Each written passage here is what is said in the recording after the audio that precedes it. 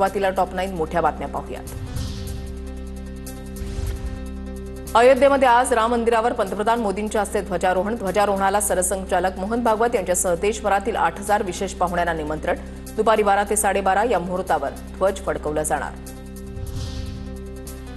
राम मंदिराचं काम पूर्ण झाल्यामुळे भाजपचं आज घर घर राम अभियान। मुख्यमंत्री फडणवीसांकडून प्रत्येक घरावर भगवा ध्वज फडकवण्याचं आवाहन। आज पंतप्रधान मोदींच्या उपस्थितीमध्ये अयोध्येमध्ये ध्वजारोहण कार्यक्रम।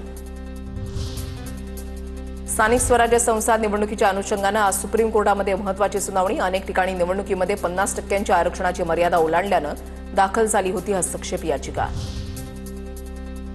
हरकतींसाठी 21 दिवसांचा वेळ द्या, नाहीतर निवडणूक रद्द करा। मतदार याद्यांमधील घोळाबाबत ठाकरे बंधूंचं निवडणूक आयोगाला पत्र।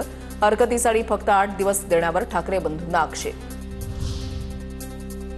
ज्यांच्या मागे तुम्ही घरंगळत जाताय तेच लोक उद्या तुमच्या नरडीला नख लावतील। स्वायत्ततेची शक्ती काय असते ही सत्ताधाऱ्यांना दाखवा। राज ठाकरे उद्धव ठाकरेंचं निवडणूक आयोगाला पत्र।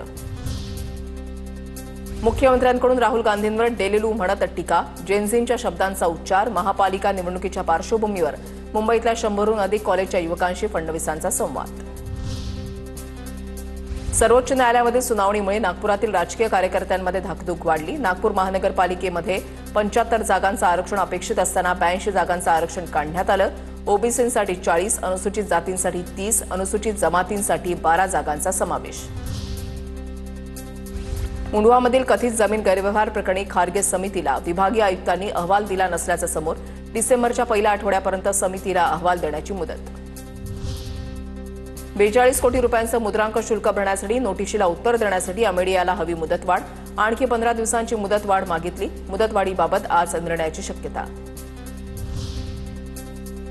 आता पाहूया टॉप 9 महत्त्वाच्या बातम्या।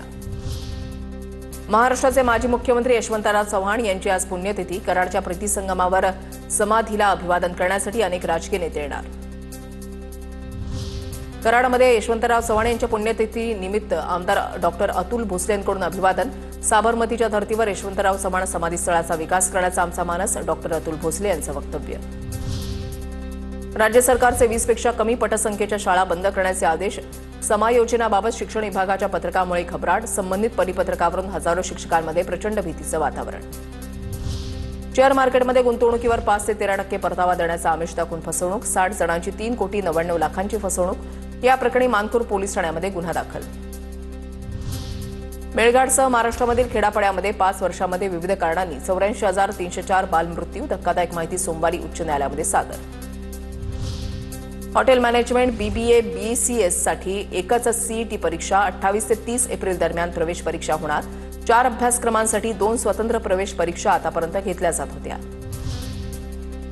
देशातील तिसरं मोठं IT पार्क सोलापूरमध्ये होणार। मुख्यमंत्री देवेंद्र फडणवीस यांचा ड्रीम प्रोजेक्ट लवकरच साकारणार। दक्षिण सोलापुरातील होडगी गावानजीक 50 एकरावर हे IT पार्क उभारण्यात येणार।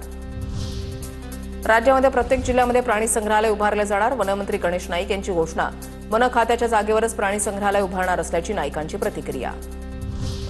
गेल्या 2 दिवसांपासून राज्यामधील तापमानामध्ये वाढ। राज्यामध्ये थंडी कमी होण्याची शक्यता। कोकण मध्य महाराष्ट्रामध्ये पावसाचा अंदाज।